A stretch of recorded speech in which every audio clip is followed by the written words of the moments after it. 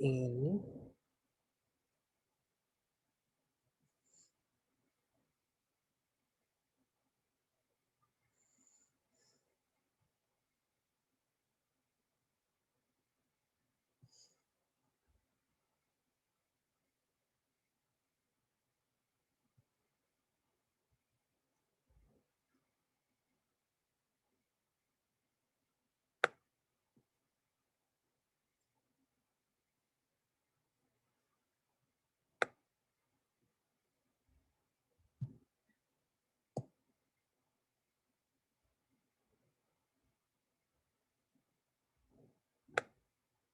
Are either of you two there? Marnie and Linnea, are you there?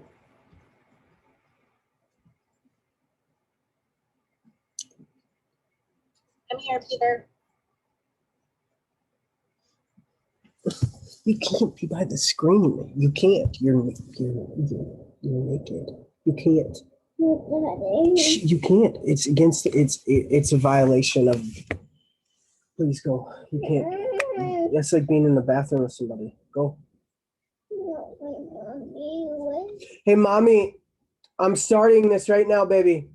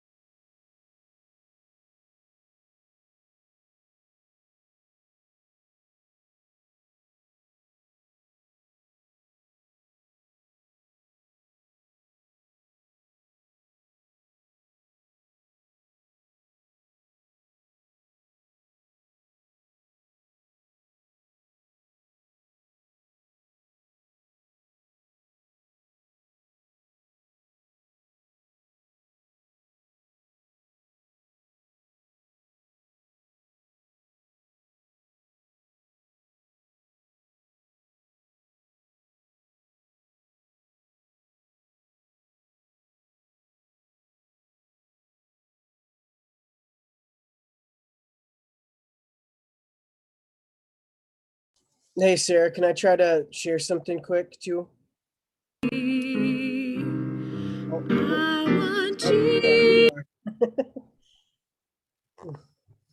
Sorry, I didn't realize I was on mute. Yeah, go for it. I think you have to stop sharing. Oh, yes. Let's make sure this works too. Can you see that? Yeah. And hear it? Displacing thousands. Are you Not great. If you go up to the more, that's as high as I can do it. up there's the 3 ellipses in the upper bar. Mm-hmm. There should be an option that lets you select optional for sharing video. We have been led to believe that racial segregation in housing That is got a lot de better. facto segregation. What's that? By That accident, got a as a lot result better. That's better now? Yep. Okay, good. You gotta watch. Cool. Hey, Mott, are you reading the opening prayer? You doing the opening prayer? I didn't think I was, but I sure can. I got it right here. Perfect. Same one as last week, right? Yep. Yeah. Same thing. And then I'll do the welcome and intro as we get started. And fireside chat. And the fireside chat. Can you guys let me know if this video comes through okay for you? Yep. Okay.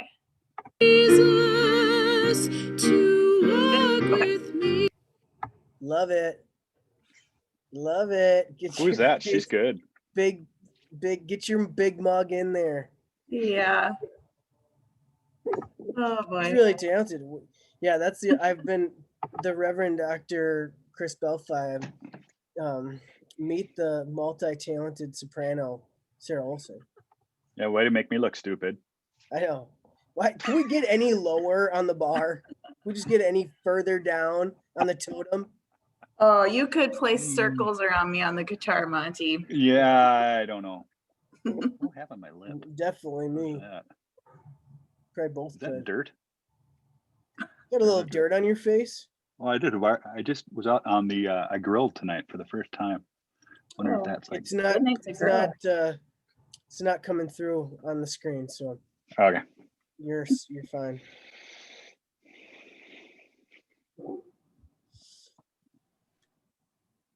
Do you want co-hosting privileges, Mont? Nah.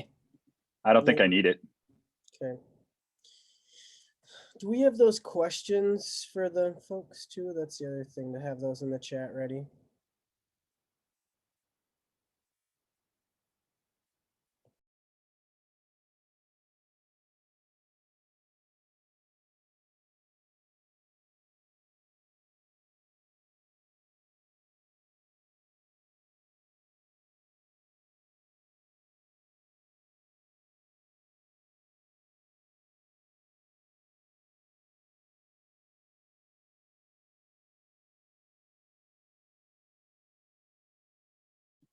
I've been playing music Nice. before we start.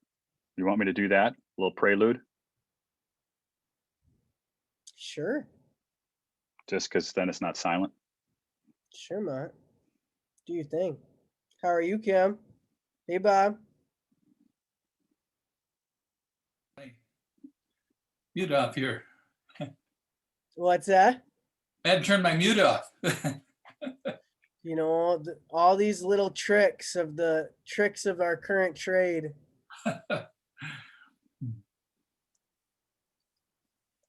Perfect. Yeah, thanks, Sarah. That's good. Hi, Rachel.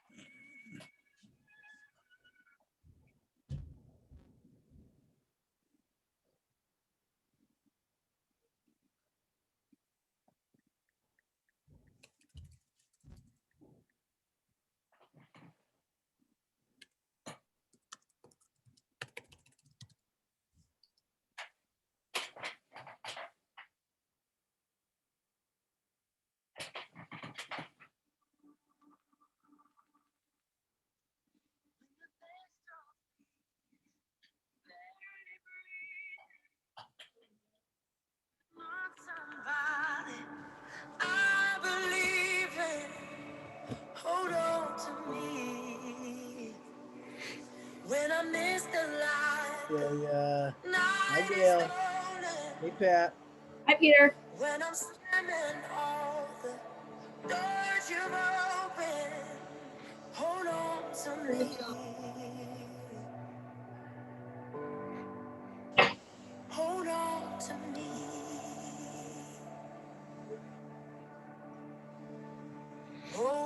to me when it's too dark to see you. When I am sure I've reached the end. Hold on to me when I forget I need you. When I let go, hold me again. When I don't feel like I'm worth defending. Hi, Celia. When I'm tired of my pretending. Hold on to me. When I start to break in desperation. Underneath the weight of expectation. Welcome, Hold on welcome. to me. Hi, Clara. Hold on to me.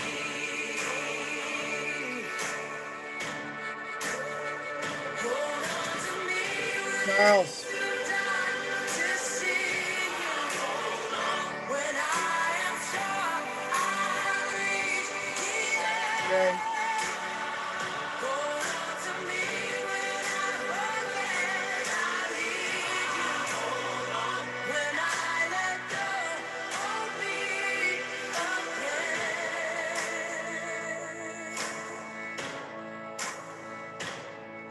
I could rest here in your arms forever.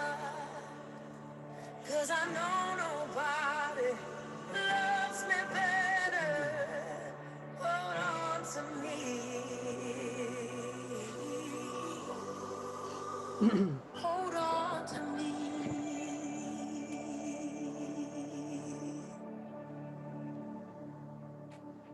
Everybody. We'll get going in just one more minute here. Maybe a little less. But welcome, everybody. Glad to see you all.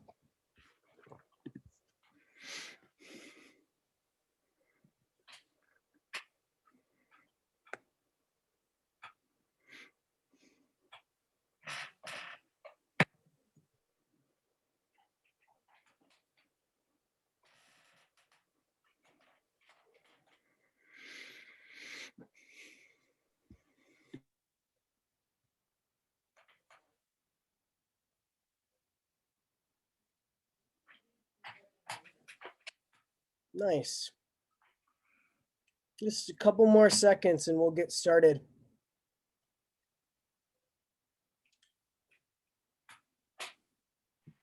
Good evening, everybody. Hello.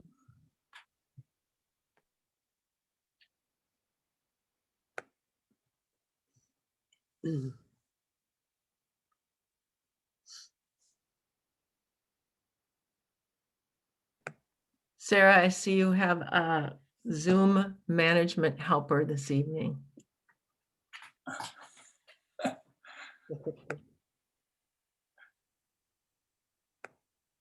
Well, welcome. Thank you so much for joining into our Wednesday Lenten worship and discussion for 2021. This year, we are exploring this theme of that's lifted up in the Gospel of Mark. It's one of the verses, and these folks say, we wish to see Jesus. And so we have been exploring this idea of ways that we wish to see Jesus. And tonight, we welcome Angie Hong to explore that, and I'll introduce her just a little bit more later, but really glad to have you share a little bit with us tonight, Angie. Also, just a reminder that after our little short brief worship tonight, we'll have a little time for conversation and discussion groups. We'll break you off and send you off into breakout rooms. Those questions that we'll talk about are in the chat. And it was really fun last week, so we hope you'll stick around and be a part of those brief conversations. And then after that, if you'd like to still stick on, we are going to have a big plug and a great conversation tonight that's going to be led by our racial justice and equity team here at Trinity.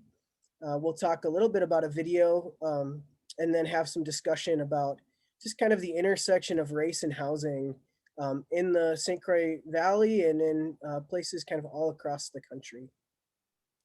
So I'll invite you just to take a deep breath.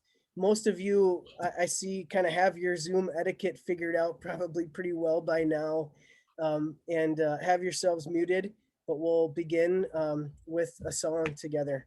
So thanks for being here.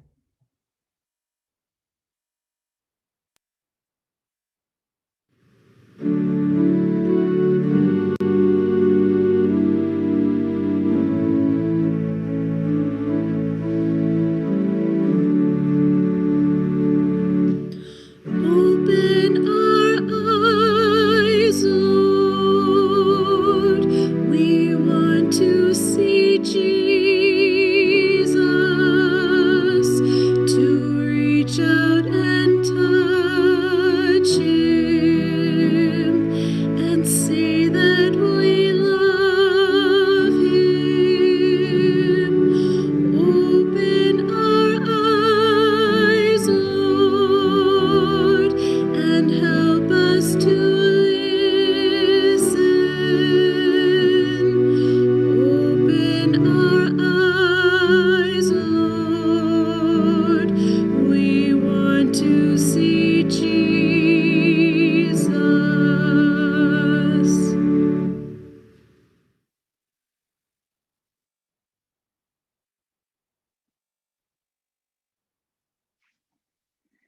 All right, let's pray.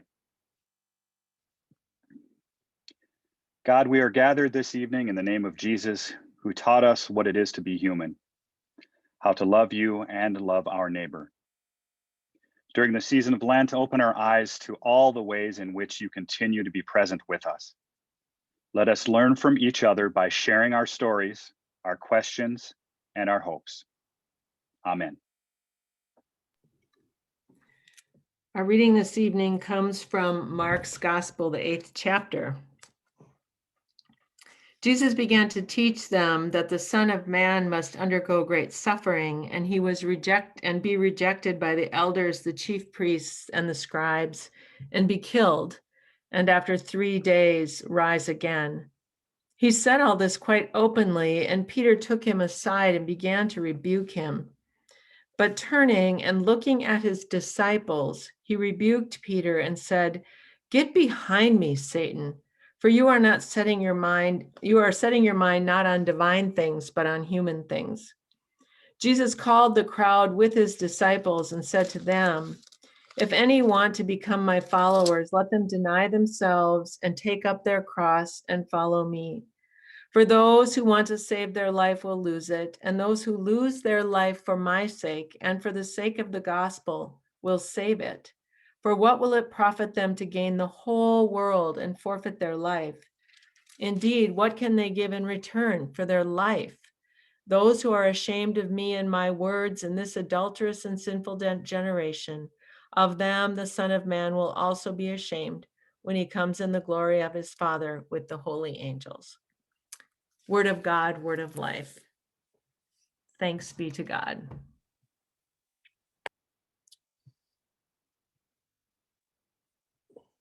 Well, Angie is Charlie's mom.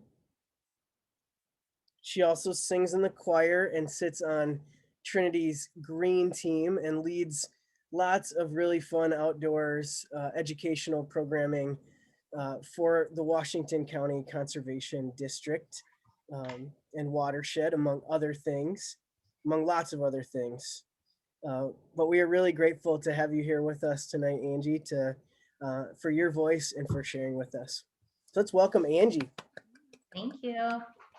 Hey, everybody. It's fun to see everybody in person instead of watching it through Facebook. So the question for the Lenten season was, where or in whom are we seeking Jesus? And when I thought about this question, I immediately thought of Brian Ring, who I think a lot of you are familiar with. He lives in Stillwater, and he has been visiting people in the homeless encampments in Minneapolis and St. Paul since last summer. He first went to the Powderhorn Park homeless encampment last June and was so just shocked and moved to action that he went home and immediately started gathering up food and clothing and supplies and drove back and brought it to the people who were there. And he didn't just do it once. He has literally gone there every single weekend since last June, whether it's hot, whether it's cold. And he's been gathering donations from people around town. And when he goes down there, he doesn't just drop off the stuff and drive away either. He talks to people, he gets to know them, he learns their names, he hears their stories. And I have just been so incredibly inspired by him. It's like, wow, that's so Jesus in action. You know, and one of the things that's inspired me is that he just saw a need, heard a cry for help, and did something. He didn't ask for permission. He didn't, you know, try to find a nonprofit to do the work instead. He didn't say, oh, it's inconvenient, it's my busy season, you know, it's too hot, it's too cold, COVID's happening. I'm talking about exactly what I'm talking about. He, you know, he just kind of got to work and started doing. And so, so I've known about this and I've been inspired about this for, you know, months now. And what I didn't know until just recently, when there was a Pioneer Press article about him, was that he himself really struggled with addiction and homelessness when he was younger. And when I read that story, I was somewhat surprised, but then it also reminded me of another man whose story I had recently read about in the paper that started similarly, but ended really differently. And that was George Floyd. So some of you might have seen several weeks ago, the Star Tribune had a special section, multi-page section about the life of George Floyd. And I was, you know, to be honest, when I opened the paper and saw this big, thick section, I kind of thought, what could there be to say about him? I mean, he was just a regular guy. He wasn't a hero. He wasn't a civil rights leader. He was just a regular person. And I started reading and I read about, you know, how he grew up poor and they were the descendants of sharecroppers, descendants of slaves, grew up in the projects in Houston, you know, suffered from addiction, made bad choices in his life, but then eventually he kind of followed a path that had been set by other Black men before him who came up to Minnesota in search of a better life, kind of like a modern day Underground Railroad. And each one of them would come up here and then turn around and extend a helping hand to the people left behind and give them money to buy a bus ticket, you know, help to find a house when they got here. And what surprised me about his story, what I didn't know, was that he was a devout Christian and that his friends described him as somebody who would reach out to anybody and saw people on the margins of society that other people never saw. So they talked about how he would notice the drunk that had passed out on the sidewalk and he would go over and check on them and see if they were okay. And he was the kind of person that would break up a fight and then stand around and talk to the people afterwards to make sure that they were both okay. And his greatest hope was that he would recover and go on to found a nonprofit and help people like himself. And so I read that and I thought, wow, he could have been just like Brian Ring. 5 years from now, we could be talking about what a great and inspirational example this man named George Floyd is setting. And obviously that's not what happened. So this Lenten season, I'm looking for Jesus in other people, but I think especially the people where maybe I would least expect to find Jesus, and wondering how often as a society we don't notice the Jesus when the Jesus is out there, or even crucify the Jesus before he has his chance to do his real magic in the world. So that is my story. And I think it ties in well with the speaking and the message that we're going to have after the church service tonight. So thank you. Thank you so much for sharing, Angie. And yeah, I think giving us some really good things to chew on and think about. Thank you.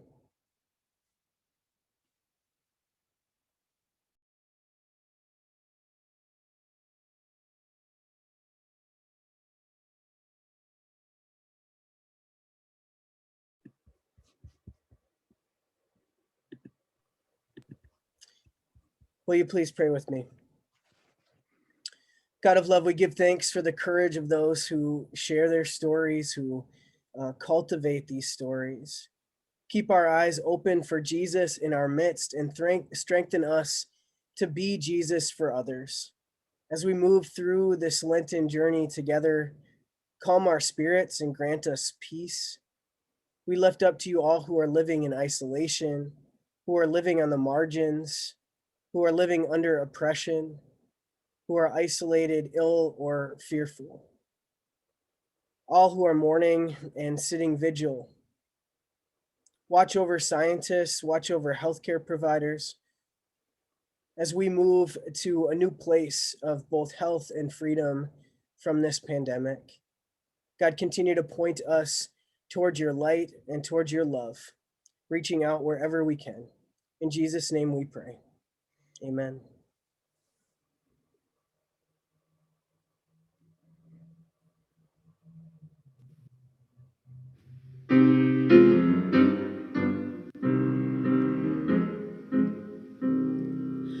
I want Jesus to walk with me.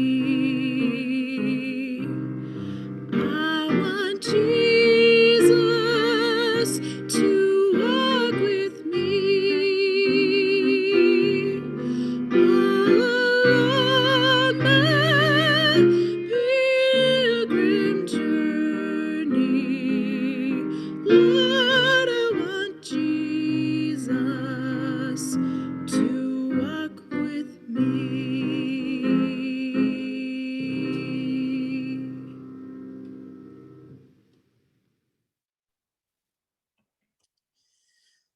Let's give a little thanks and praise for the talented Sarah Olson as well. Woo! All right, the questions for you for a little bit of extra conversation.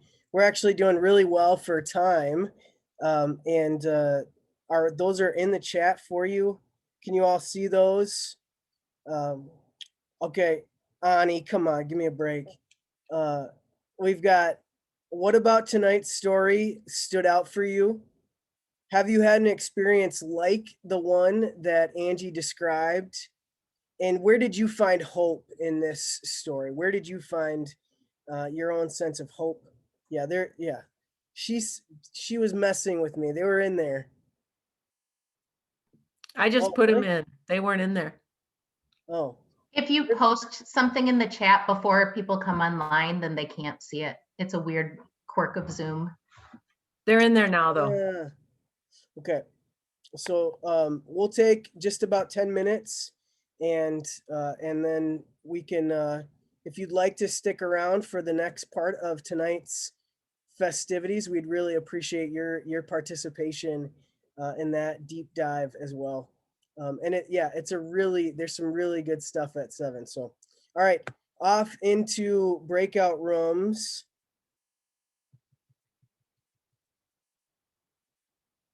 Have fun.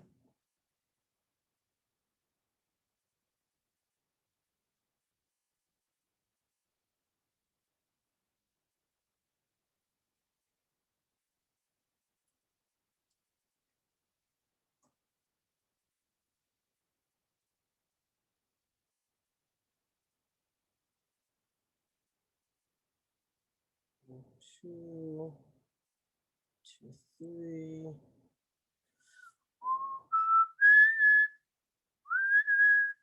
Bob, did you go? Did you get a room?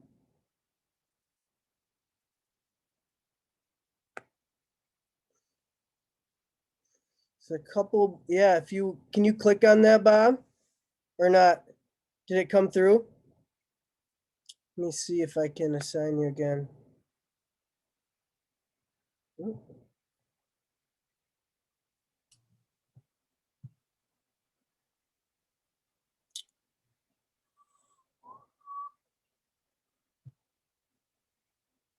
Well, we can just chat. That's fine too. I'm happy with, I mean, that's the best choice on this list is Bob Kriesel. How are you doing, Bob? Okay, thank you.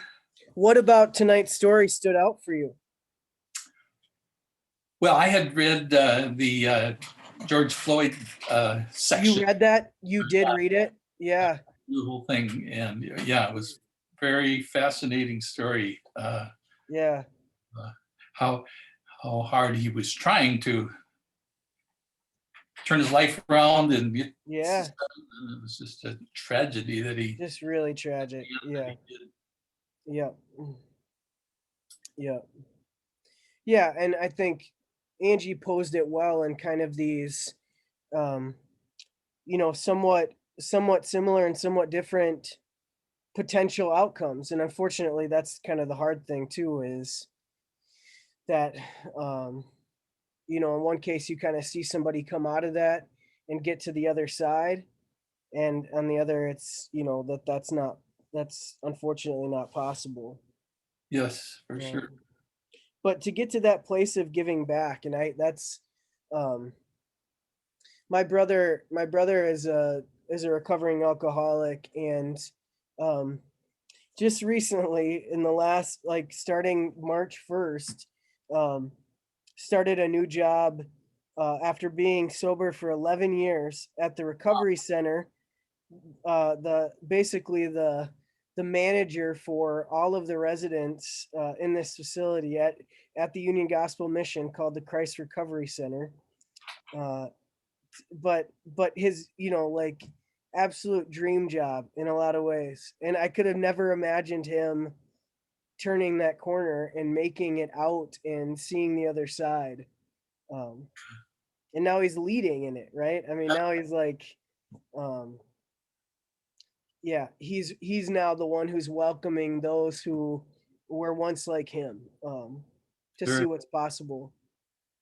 So that really did, that stood out to me. Where did you find kind of hope in her story?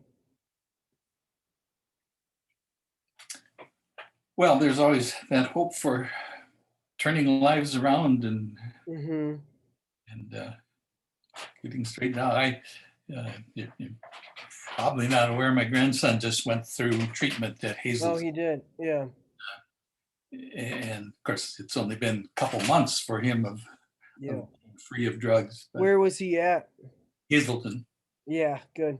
Yeah. Yeah, their insurance covered it too, which that's fantastic. Yeah. And that's really great. Really expensive. Yeah. I mean, Hazelden is fantastic, but it's pricey. It's really pricey. Yeah, that's great. And he does meets with a 12-step group, I think 3 or 4 nights a week now. Yeah. Yeah. I mean, and that's, I think, what my brother really found and what he really experienced is this profound community in the AA community. I mean, that was like Jesus for him, was being in rooms with other people who got him, who understood him, and knew what he was struggling with, knew what he was facing, and were doing everything in their power. And I think he went to a meeting just about every day for 11 years, and still does. Yeah. Yeah. It was like, and everything in his life, it's that his recovery really comes first. At the church that I was at in Egan, old farmhouse on our property that we rented to the Dakota Alano Society. Oh, so you did? Yeah. Night and day meetings of AA, Al-Anon, Alateen groups. And then I got put on the bulletin board for hearing fifth steps. So. Oh, really? I just had to limit. You heard a ton, yeah.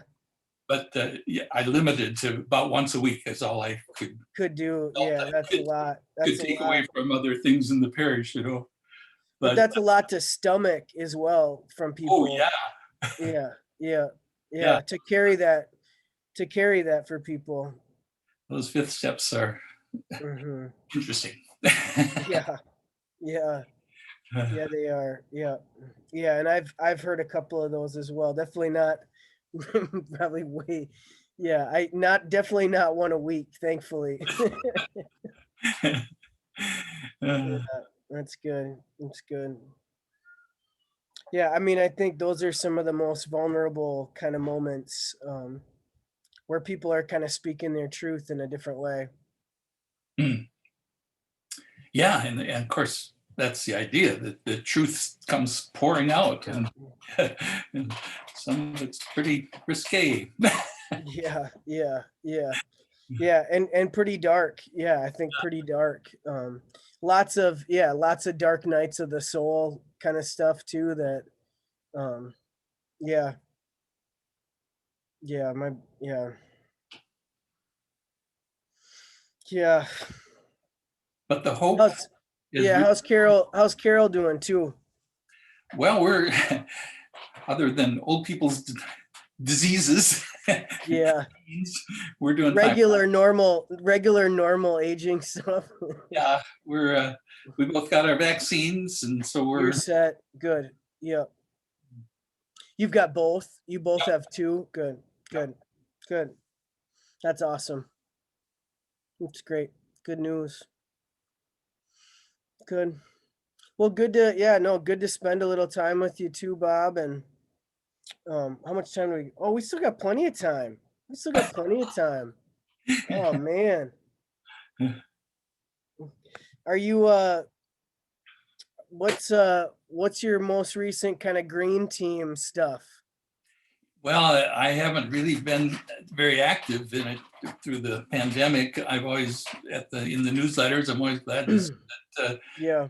that there's a write up there, and but Yeah. Sheila has been taking care of that. So Yeah. It looks like we got a couple of things coming up that will be kind of focused on Care for Creation in April. That Sheila is putting together and helping with, but yeah, that's good. Hey Jeff. Very good. And what about are you getting kind of itchy for gardening? And oh yeah, I sent off my seed order this morning. you did? Yeah. Yes. How much is your, I don't even want to know. Gosh, I'm curious. Yeah. What do I want to know about your seed order? Yeah. I want to know how much you spent on your seed order, but I don't want to ask that. No, that's all right. It was over $100. Yeah, that's a lot of seeds. But that included, I got a bunch of dinner plate dahlias. So my old ones were kind of dying out and losing the variety. So I thought I'd kind of start over this year. So that was about half of it. Well, this is a little kiddo in here. She's getting ready for bed. You want to say hi? Hi. You want to say hi? Hi, Mr. Jeff. Hi, Mr. Christie. Can you say that? And then say hi, Mr. Bob.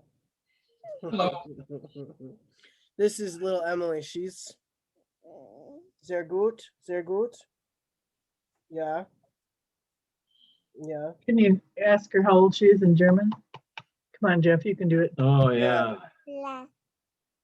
1, 2, 3, 4, 5. V I think is how, but I 6, don't know. 7. Alt. V alt. Yeah, V alt. V alt. V alt is do. There you go. There you go. What? Say it again, Jeff. V alt is do. V alt is do. Is do. Yeah. V. Yeah. She's got. Yeah. Yeah. She's got vier. Yeah. Sehr gut. V alt is very soon. She will be 5. Almost 5. Wie alt ist ein Vater? Wie alt ist mein Vater? Papa. Old, really old. How many fingers? How much time do you have? All right, say goodnight. I know, yeah, I'm sitting by the fire. It's easily fun to be able to do that. Good night, sweetheart. Oh, kiddos. So Jeff and Christy, how are you doing? We're good. I just got home from a long walk and so I'm late for supper. So hope it's okay if I eat during this class. Oh, of Get a course. little bit in. Yeah, I went with for a walk with Ted Olson and Charlie Payne, and we were walking just a little bit west of Bayport, and it was a gorgeous sunset tonight, just spectacular. Sweet.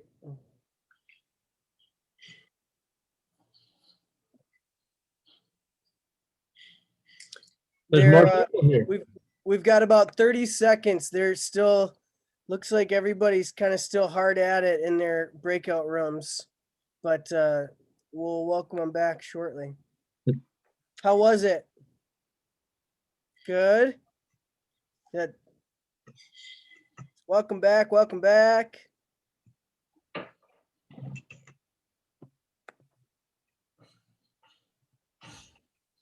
Lucinda, I can see you now.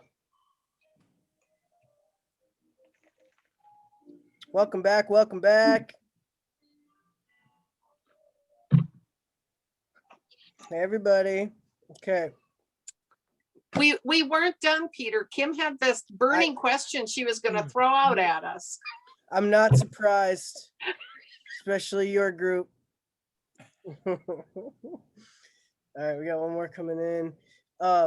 We're going to transition here into a conversation. I'm going to just pass the mic over to Rachel to kick us off, who is the chair of our Racial Justice and Equity Ministry team at Trinity Lutheran Church in Stillwater, Minnesota.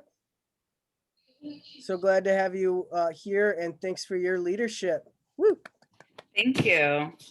Hello. So yeah, we just wanted to introduce ourselves and our topic tonight, and just spend a little bit of time delving into, as Peter so beautifully put it earlier, the intersections of race and housing justice, and in many cases, injustice.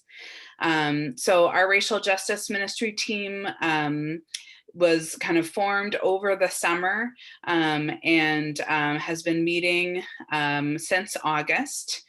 We participated in the Intercultural Development Inventory, or IDI, along with staff, council, mission team, and maybe another team that I'm accidentally forgetting. Is there someone else that you can remember? But it's a wonderful assessment that takes you through many questions and kind of measures intercultural competence. And people around the world have taken it. It's been around for decades.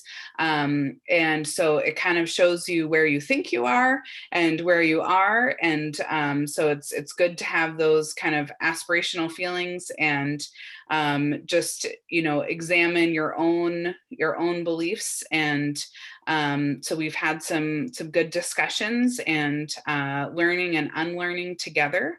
That's been a lot of the focus of our time so far, is just doing a lot of self-examination and discussions. And then with the pastors, we kind of dreamed up this Lenten series to focus around the book, The Color of Law. And so if you haven't picked it up yet and still want to, you can buy it at Valley Booksellers for a discounted price. You can sign up to be a member of a book group with some of our fabulous small group leaders. Yay, thank you. Many of whom have read the book even before this go round. And it's a really detailed, dense look, but really, I think, important look at kind of the systematic way that the US government reinforced and created segregation in our country. And it really focuses in, the 1900s and forward. And Rothstein is the author's name, and he really just, I think, beautifully makes the case for how the government created this segregation, even though it was technically against the law at that time, and why the government really needs to be involved in reparations and kind of making the playing field even for the first time. So, you know, we know that building generational wealth in our country is often tied to real estate. And so when families were denied, you know, loans, or because, you know, they couldn't get insurance backed by the federal government, then this caused them to live in less desirable areas with, you know, housing that was not as well made, that maybe had, you know, sewage treatment nearby. And so this was really planned and executed by our government, and it is really well documented in this book. So anyway, there's a lot to discuss there and chew on. I learned a ton reading the book, and there's lots and lots to dig into, you know, across the country and in our own backyard. So we're just chipping away at it. There's in terms of, you know, the racial justice ministry team, we don't have a grand plan or a big design. We're kind of taking it day by day, month by month together, learning and unlearning. So, you know, reach out if you would want to be involved. My email's on the website. It's my name, rachel.schmelzer@gmail.com, and really tried to be informed by authors of color. I am not in this leadership position because I'm an expert by any means. I'm a white woman with, you know, layers of privilege. And so I want to just really acknowledge that. But I have a lot of passion about learning and working together and growing together and, you know, taking, you know, actions together as we feel moved to do so. So I know we're learning about lots of different facets of this race and housing intersection. And so, you know, maybe the church will continue to do some more work in that area in different ways. I know that Trinity already has been involved in like the warming shelter, which is, you know, in this area, and, you know, other things that the mission team is working on. So I just see that as an opportunity for us to get involved and myself to learn more. So I appreciate the opportunity to speak to y'all and have us, you know, dive into this topic together.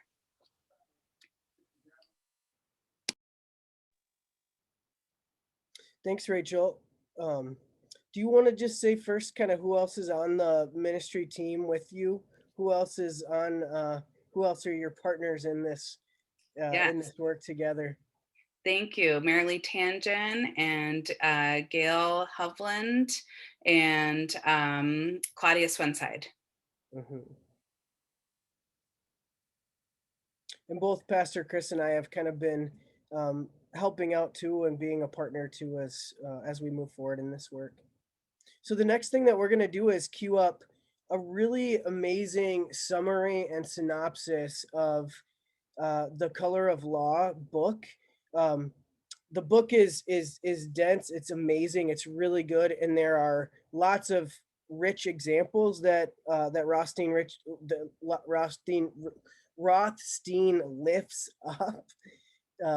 But we're gonna I'm gonna kick it over to Gail to do a little bit more of an intro for that too, and then I'll get the video set. Hello, everyone. It's good to see you tonight. The video you're about to see is a short 17-minute film produced and narrated by Richard Rothstein, the author of Color of Law. It's a fast-paced animated film that outlines the history of our country, of how our country, came to be segregated by intentional government action, which is called de jure segregation.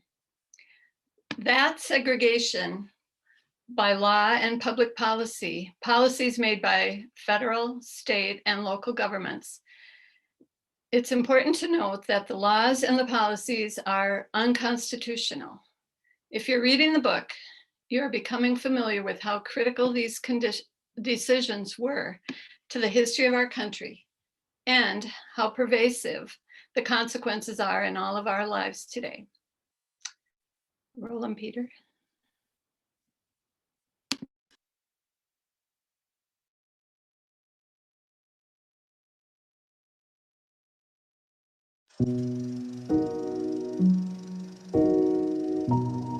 In the middle of the 20th century, the city of St. Louis, Missouri, and the United States federal government condemned and demolished the neighborhoods in downtown St. Louis where African Americans lived, displacing thousands. They built the Gateway Arch. They built a university, interstate highways, hospitals, and middle-class housing that was unaffordable to the former African American residents. Those who were displaced then relocated to the few other places available, converting inner-ring suburbs like Ferguson into new segregated enclaves.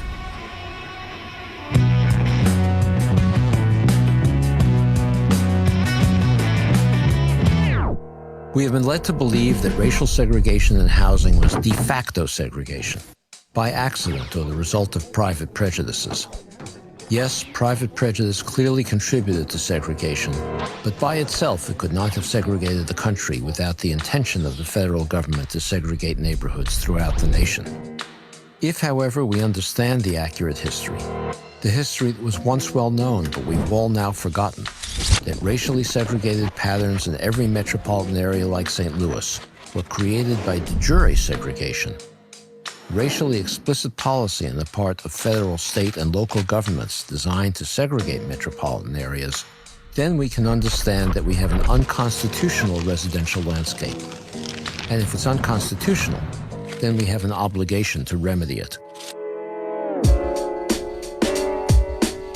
The federal government in the New Deal of the Roosevelt administration of the 1930s pursued policies in the mid-20th century that segregated metropolitan areas.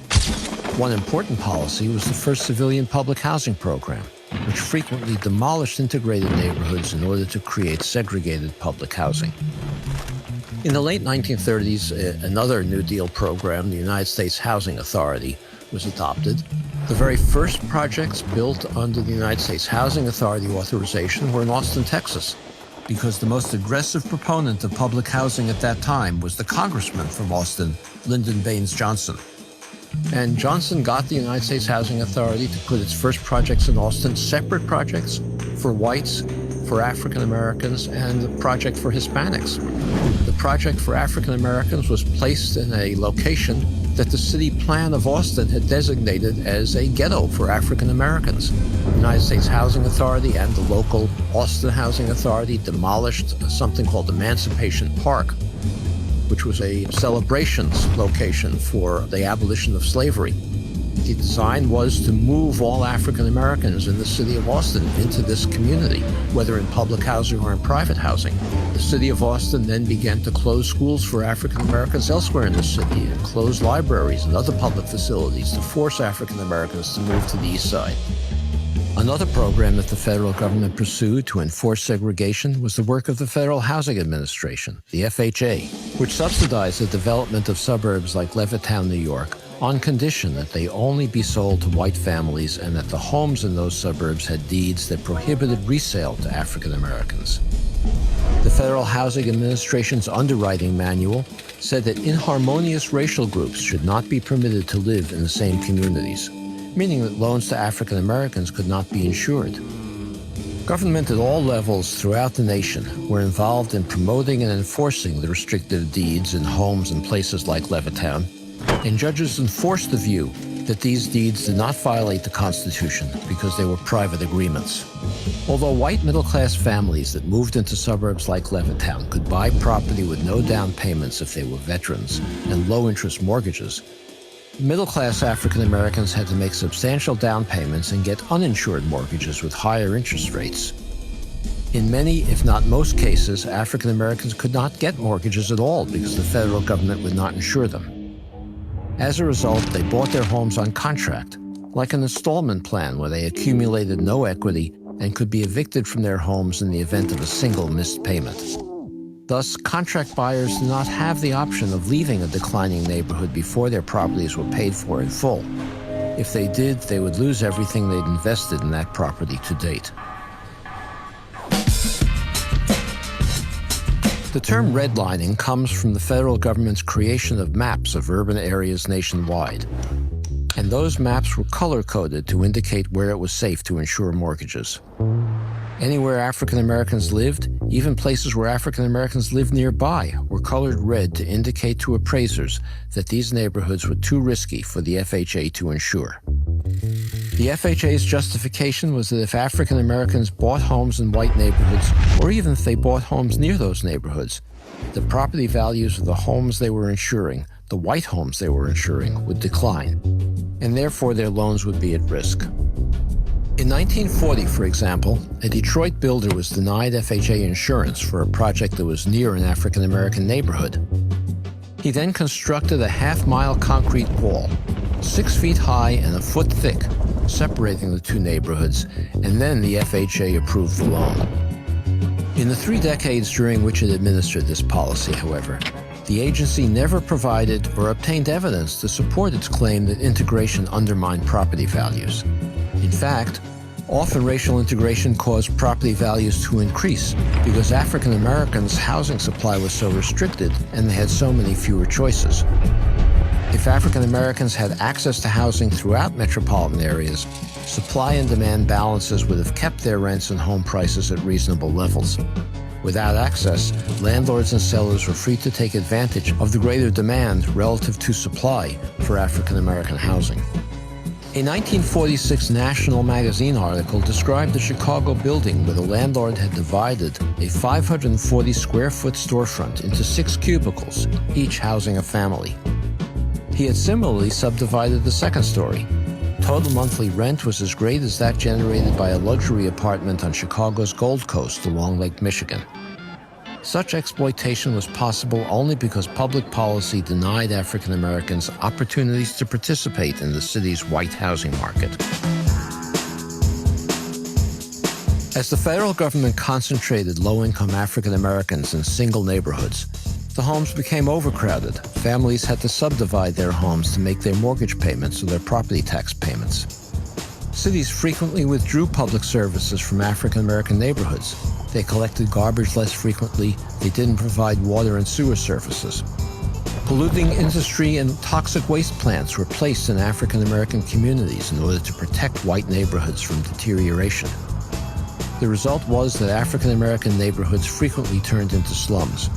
White homeowners looked at these places and assumed that slum conditions were characteristics of African Americans, not of government policy that forced this kind of overcrowding. White homeowners then became resistant to African Americans moving into their neighborhoods because they thought they would bring slum conditions with them. Of course, the slums were not created by the people. They were created by the forced concentration, the overcrowding in these neighborhoods. Blockbusting was a scheme in which speculators bought properties in borderline black-white areas, rented or sold them to African American families at above-market prices, persuaded white families residing in these areas that their neighborhoods were turning into African American slums and that values would soon fall precipitously, and then purchased the panicked white homes for less than their worth. Blockbusters' tactics included hiring African American women to push carriages with their babies through white neighborhoods, hiring African American men to drive cars with radios blasting through white neighborhoods, or making random telephone calls to residents of white neighborhoods and asking to speak to someone with a stereotypically African American name, like Johnny May. State licensing agencies that regulated real estate agents could have easily stopped this practice. All they had to do was to lift the license of 1 or 2 real estate agents who engaged in these practices, and the practices would have ended. While many de jure segregation policies aimed to keep African Americans far from white residential areas, public officials also shifted African American populations away from downtown business districts so that white commuters, shoppers, and business elites would not be exposed to black people. This was accomplished with slum clearance. One slum clearance tool was the construction of the federal interstate highway system. In many cases, state and local governments, with federal acquiescence, designed interstate highway routes to destroy urban African American communities. In the 1950s, there was a white middle-class neighborhood in Los Angeles that wealthy African Americans began to move into. It was called Sugar Hill. The first thing that happened was that the neighborhood association got together and tried to buy out the African American families who were moving in, offering them more money than the African Americans had paid in order to get them out of the neighborhood. When that didn't work, white homeowners tried to enforce a legal agreement prohibiting them from living in the neighborhood. And when that didn't work, the city council then decided it would be an African American neighborhood. It rezoned it for multiple family housing. It eventually became a slum. And then the Santa Monica Freeway was built to clear that slum to destroy the neighborhood.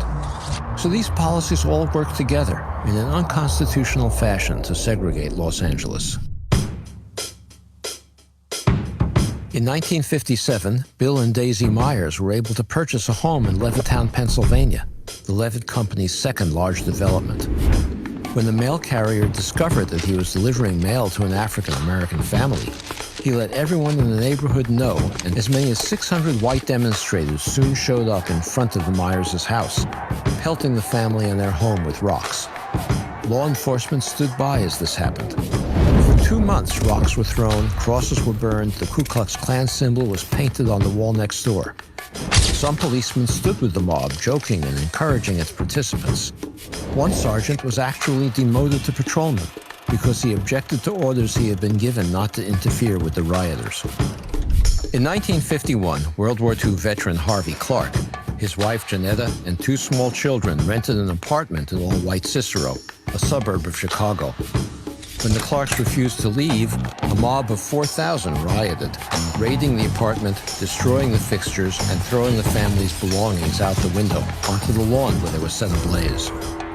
Time magazine reported that the police officers present, quote, acted like ushers politely handling the overflow at a football stadium, unquote.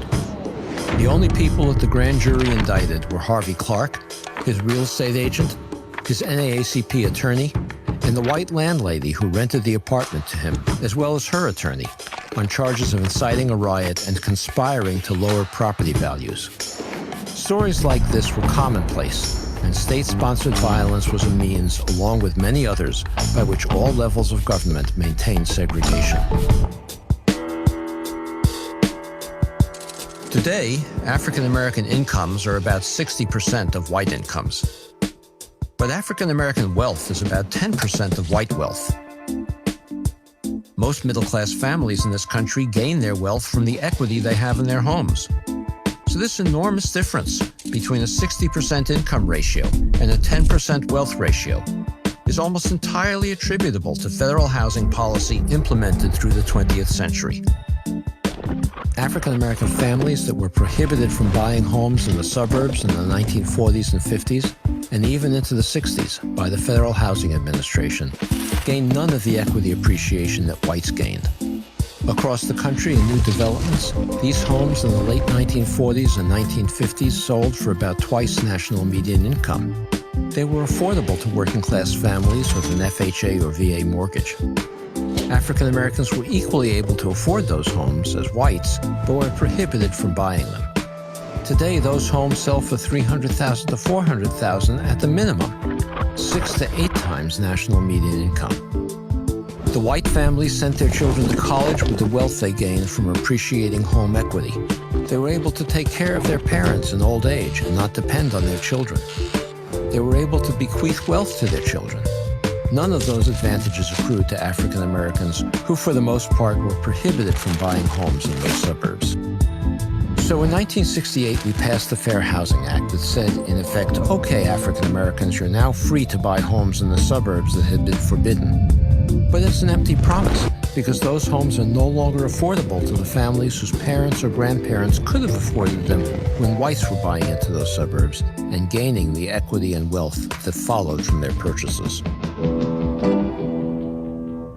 Consider children who come from families where they're economically stressed, or in poor health because they have no access to good health care, or because they live in polluted environments. When they do come to school, for example, they may suffer from asthma because of that pollution and are drowsy from being awake at night, wheezing. They cannot then typically achieve at levels of children who come to school well rested. When you concentrate children like that in single classrooms, It's impossible for teachers to develop the kind of outcomes that they can in middle-class children who come to school healthy, unstressed, and able to pay attention to schooling. What economists know is that African American children from low-income families who grow up in segregated neighborhoods are less likely as adults to move into the middle class than are African American children whose families have the same low incomes, but who live in integrated neighborhoods. So segregation itself impedes intergenerational mobility and perpetuates, rigidifies the inequality that we experience. Another thing that social psychologists have discovered is that decision-making is hampered when you don't have diverse decision-making groups. These psychologists have done experiments where they put people together to solve problems in both diverse groups and in segregated groups. And the diverse groups are much better able to solve problems because they challenge assumptions much more than the segregated groups do. So segregation impedes our political and economic success. We have 3 provisions in the federal Constitution that prohibit the kinds of actions that federal, state, and local governments pursued to create residential segregation. One is the Fifth Amendment, which requires the federal government to treat all citizens fairly. Another is the 14th Amendment that requires state and local governments not only to treat citizens fairly, but to treat them equally. And then the 13th Amendment, which abolished slavery, also requires that we banish the effects of slavery, which Congress long ago determined was any form of second-class citizenship. So in fact, the prohibition on African Americans to purchase homes in federally subsidized white communities or the segregation of public housing created a form of second-class citizenship which was a violation of the 13th Amendment. We cannot reverse de jure segregation mainly with lawsuits. We must also build a national political consensus leading to legislation, a challenging but not impossible task. Our focus now should be to develop policies that promote an integrated society, understanding it will be impossible to fully untangle the web of unconstitutional inequality that we've woven. To begin, we should first contemplate what we have collectively done and, on behalf of our government, accept responsibility to fix it.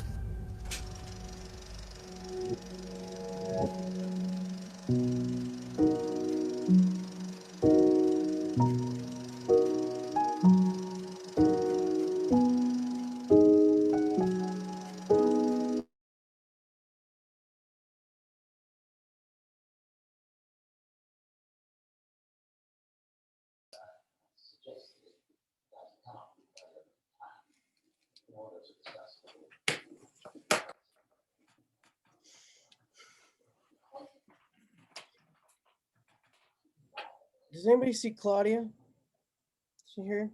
Let's see her. The next part that we were going to lead you through this evening, first of all, thank you so much for taking those 17 it's a very fast-paced clip for 7. It's quite the rate of clip that the information comes at you in that. But we wanted to take just a little bit of time to kind of debrief that, and it does look like we have, I would say, and I guess team members, you can give direction on this too, but do you think there's enough folks to do a breakout with a couple of questions? We've got we're doing really good on time. We as a team kind of came up with a couple of different, I can definitely post the video for you too, and it is in the on the website now as well. Thanks, Phil, for putting that in there. I'll just put in a couple of questions for the breakout rooms, and then I will automatically just drop you into different places. Does that sound good? Good? Okay. Let's see here.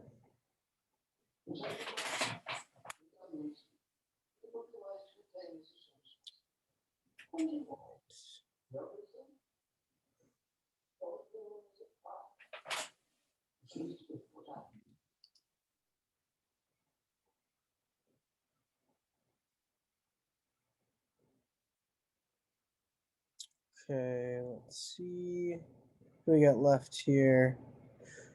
Got Christy.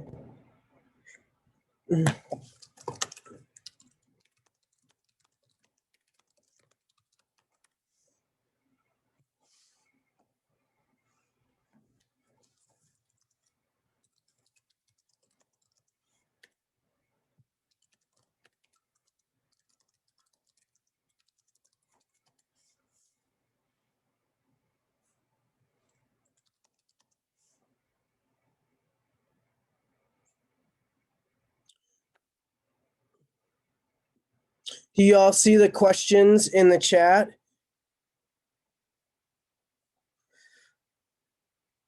Make sure we've got these coming through.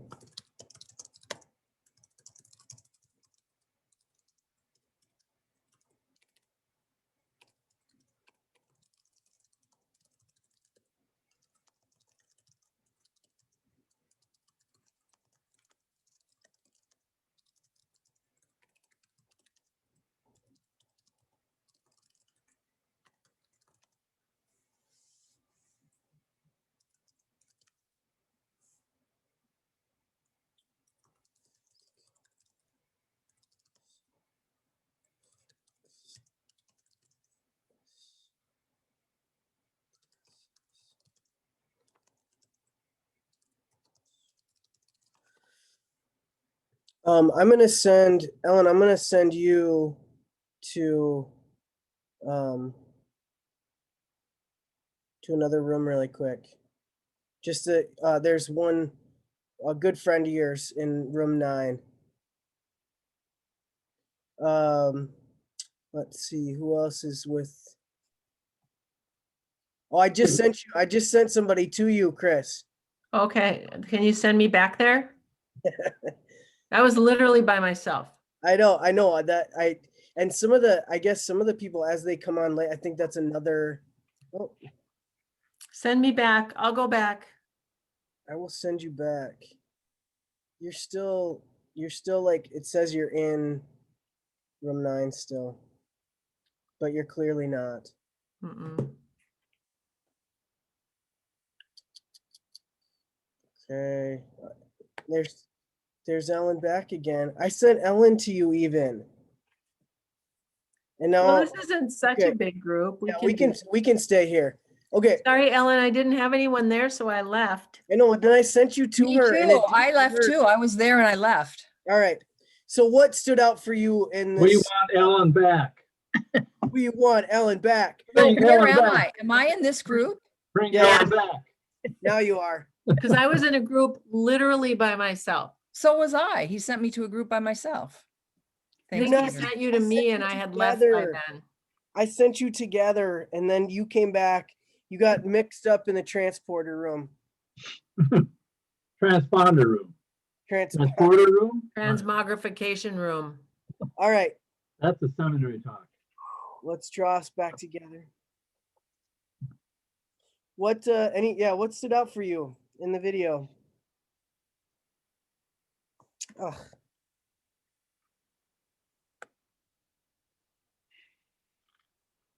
Or what surprised you, or what was new learning for you? I'm going to broadcast some things out to the rooms. I think it's just horrifying to discover, I've started the book now and I didn't want to keep reading. I started underlining every time he wrote the government did. And I thought that's all I'm going to underline is to just see. And, you get 15 pages in and you just don't want to read anymore. I assumed it was all, I knew there were policies, but I had no idea the extent. Well, and we were taught growing up how great the New Deal program was. And truly, it wasn't.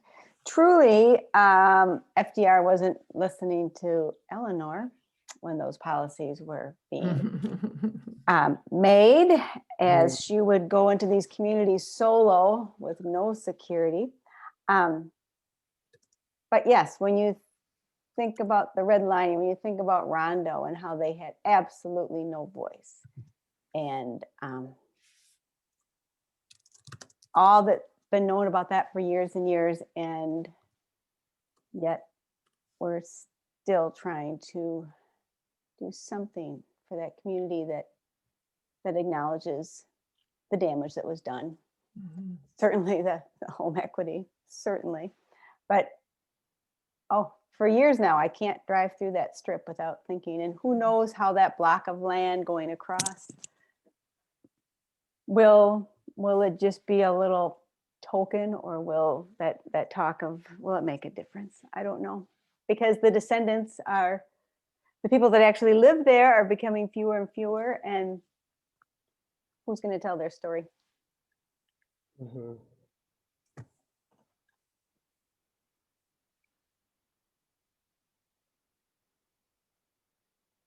To me, one of the things that stood out was it totally makes sense that these people don't have equity. They don't have money to send their kids to college. They, the typical, pull yourself up by your own bootstraps. But when you're limited by public policy, by neighborhood policy, by that big walled part of the city, it's just so maddening.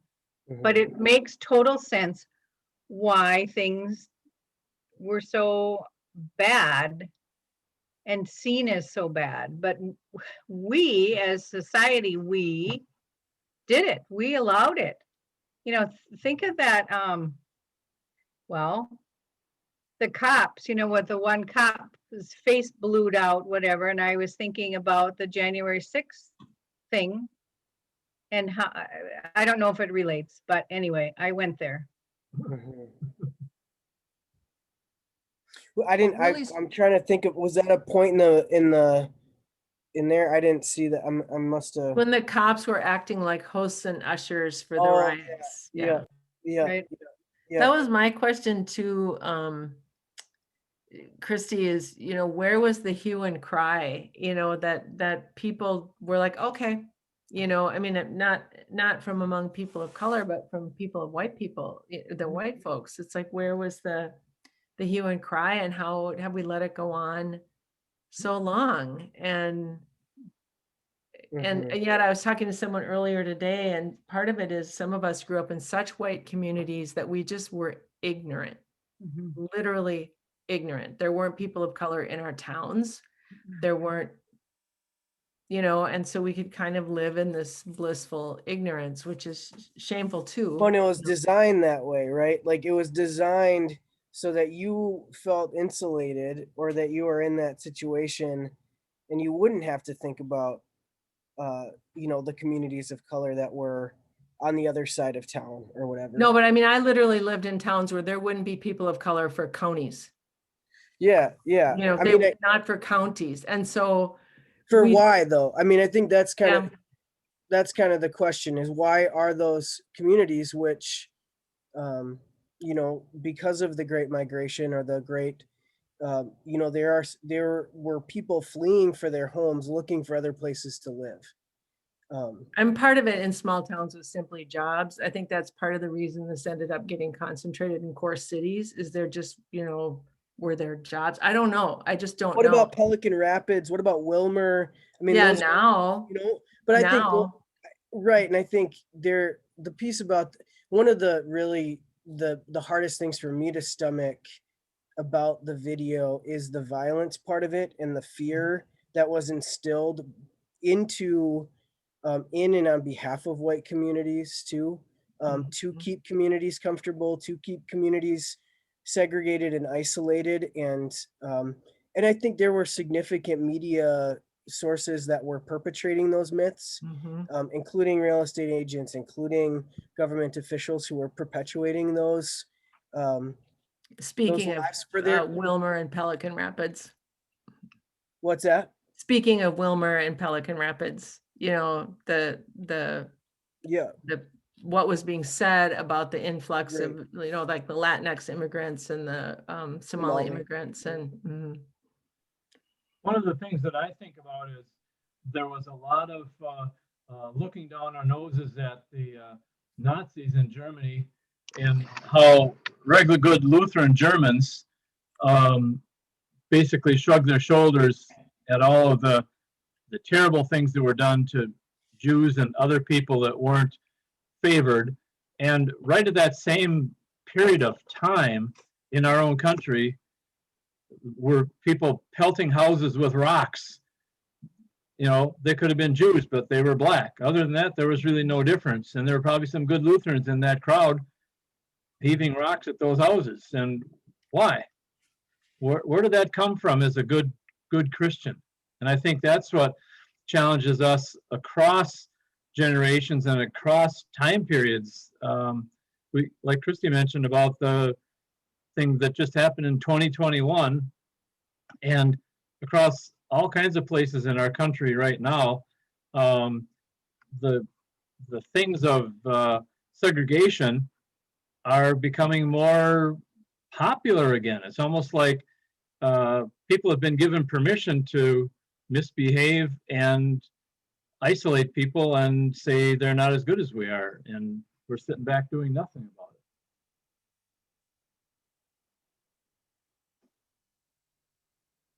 Sarah mentioned that the Rondo community too, and just the real, I think, constant reminder of that as the freeway. And I'm just kind of curious too about your imagination around the ways that you see that de jure segregation in Stillwater or in the surrounding. Have you seen, I think have you seen the effects of that here in other ways? Or know about those things, the land grants, the deeds, the ways in which, people were with particular bloodlines and things were kept out of certain communities. Are those policies here too? Somewhere along the line, I reached out to the Washington County Historical Society, and I think it had to do with one of the Thanksgiving services that we did when we were kind of naming racism, and we were trying to, we had looked up what Native peoples were originally here, and interestingly, they were not names that I recognized if you go back far enough.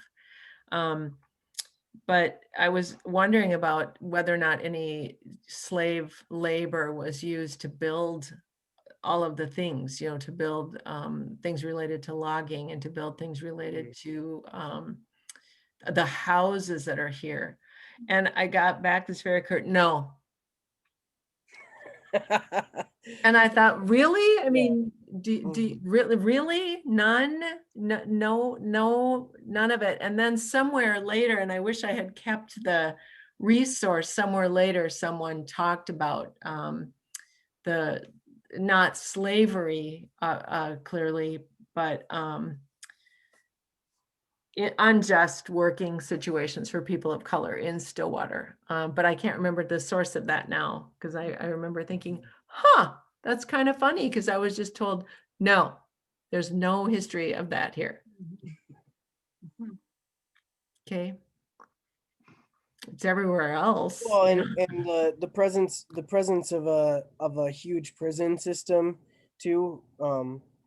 What are those? I think that's another element of kind of the intersections of housing and where you put things, where you place certain elements of infrastructure and don't put other the King refinery too. Well, not in Stillwater, right? Not in the boundaries of Stillwater. And who made those choices to kind of delineate where things are placed in the I think that's the lack of sewer, the lack of good parks and all of the amenities, the beautiful infrastructure that is Stillwater.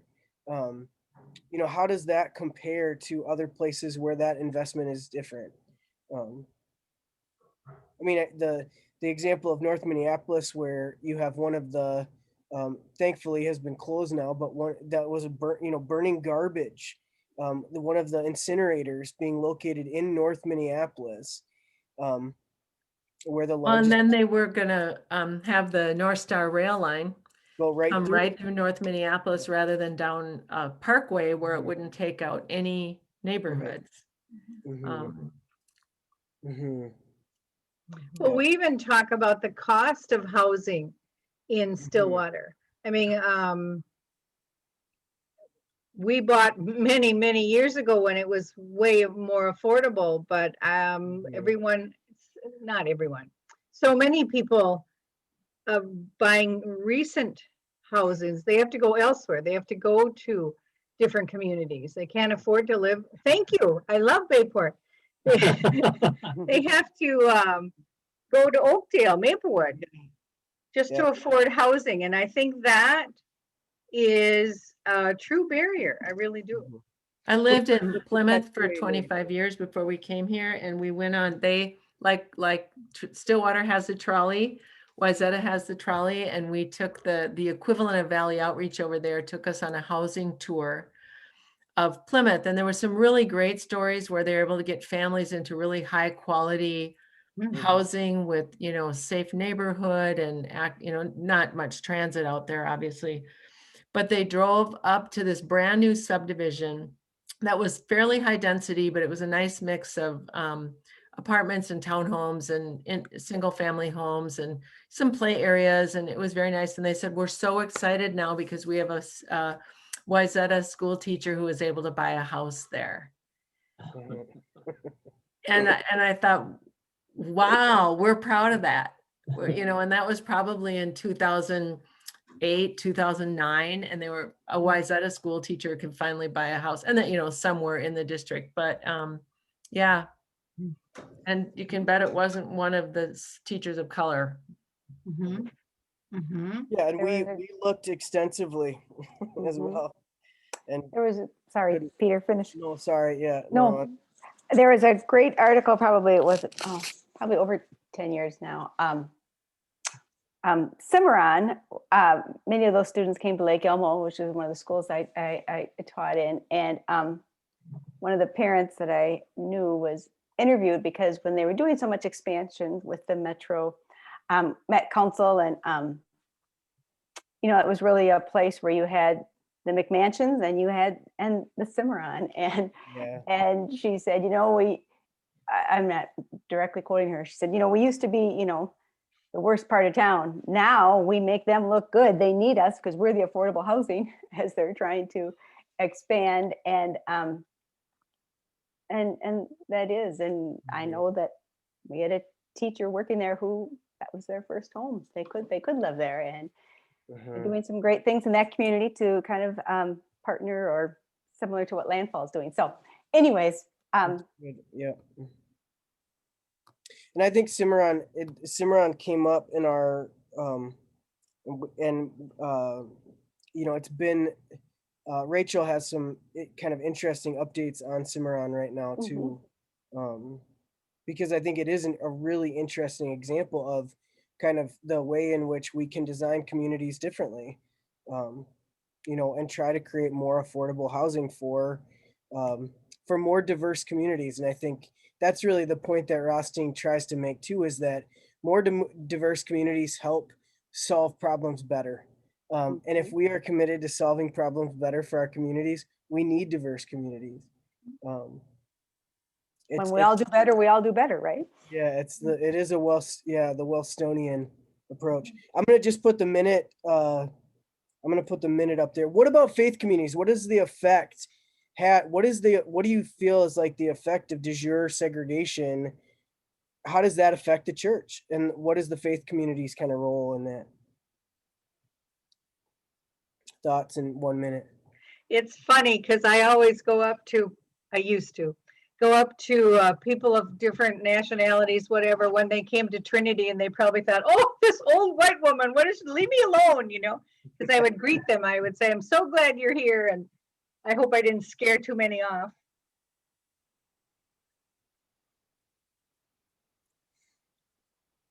And that fear of, I think because it's such few numbers, right? I mean, I think that's kind of something that we got to face.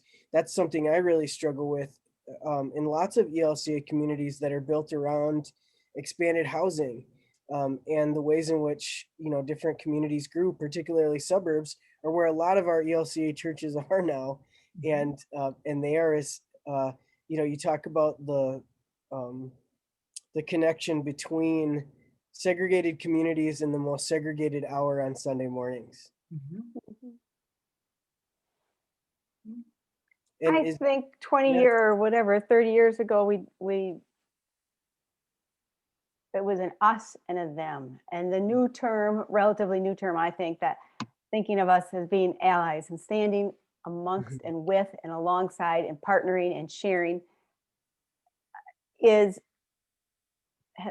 we've come a ways in welcoming and not leading. We're not just these, I don't like the white savior stuff. I even hesitate to get into an all-white group to discuss race. I mean, I really struggle with that a lot, but partnership.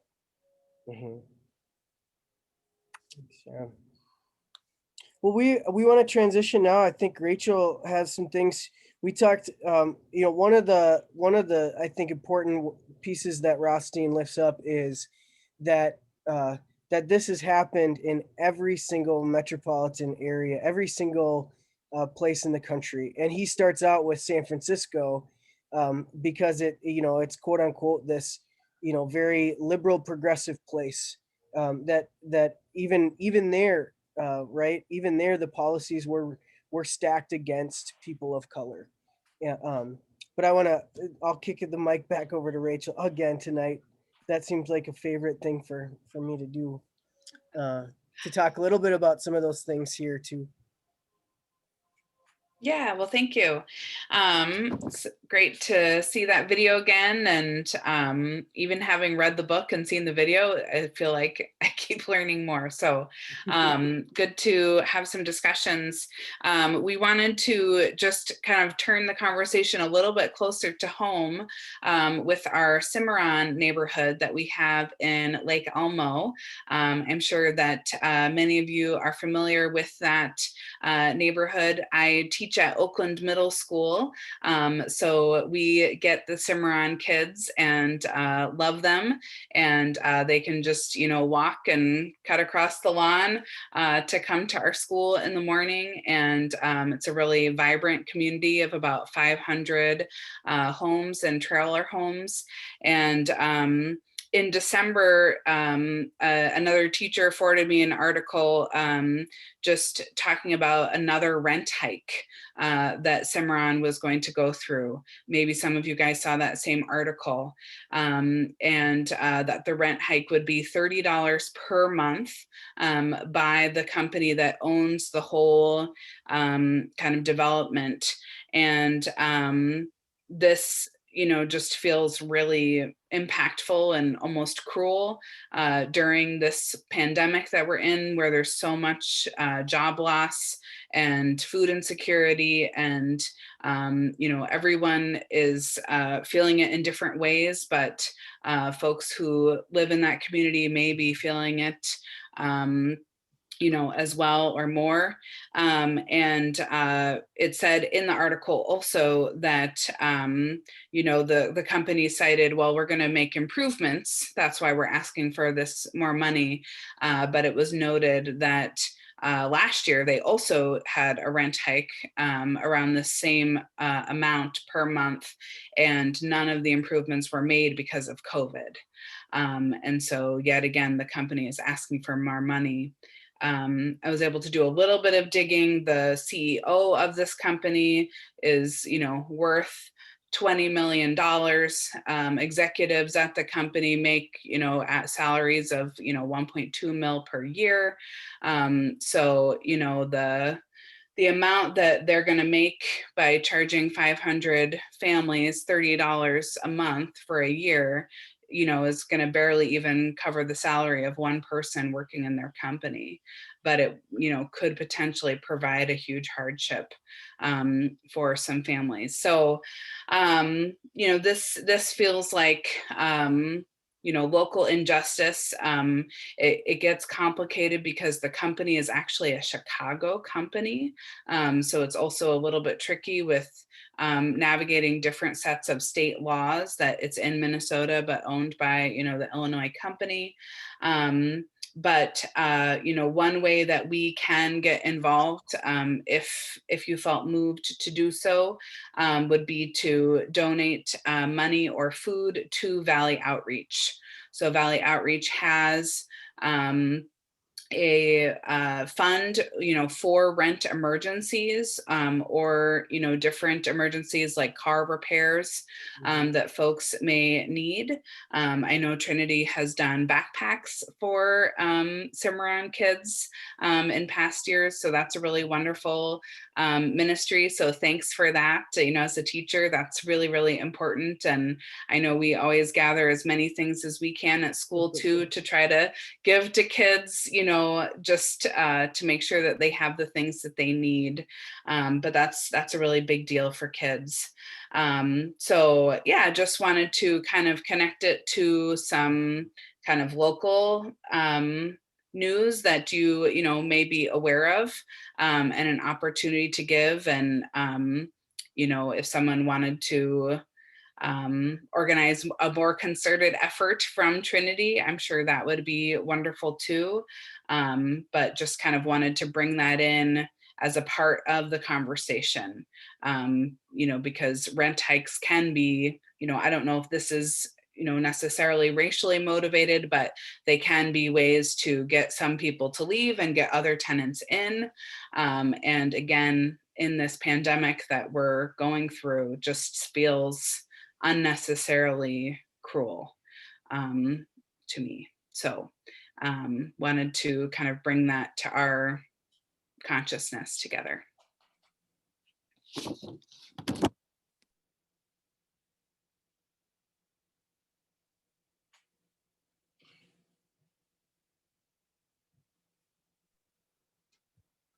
Any other questions? Otherwise, we will kind of move into the kind of action and sending, which Rachel queued up as well already, with some of the resources that we're kind of recommending, which you can find on Trinity's website as well.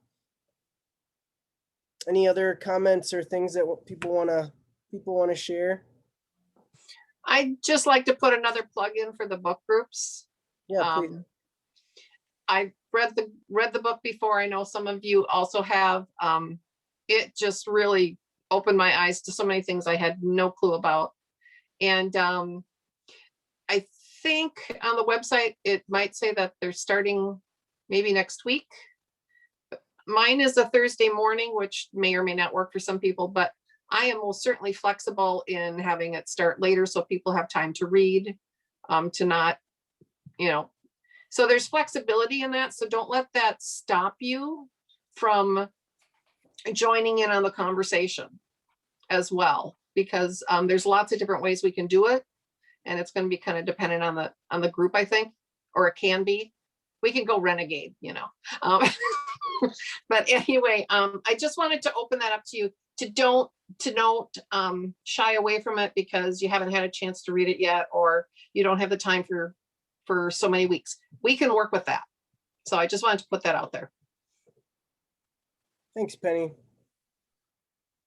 I'm leading a Wednesday night one too. If anybody wants to join in on mine, that's also up on the website for you too. Yep, perfect. Thanks, Marilee.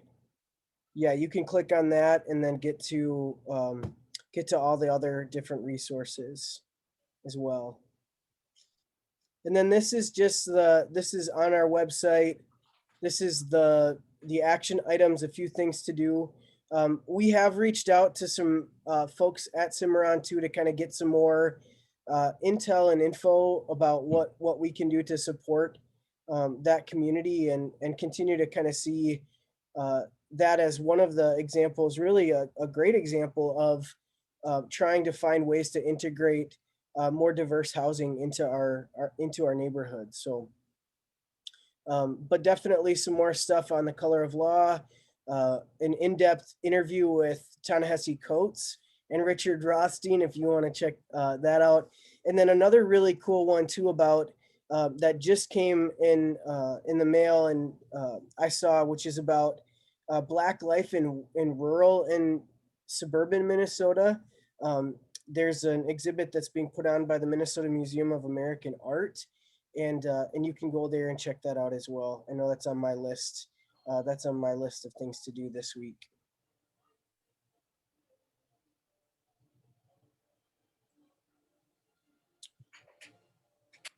All right.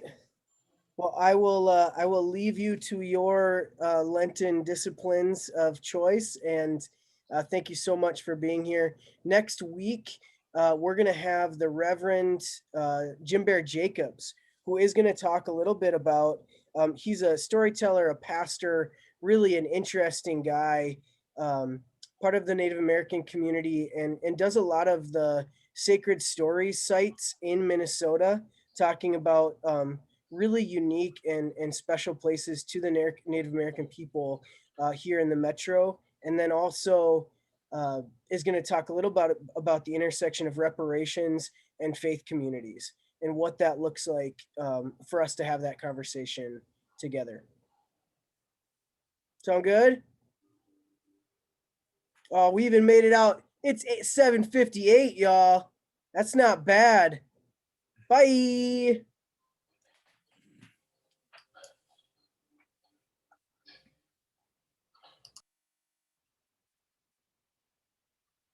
Thanks, y'all. Thanks, Gail.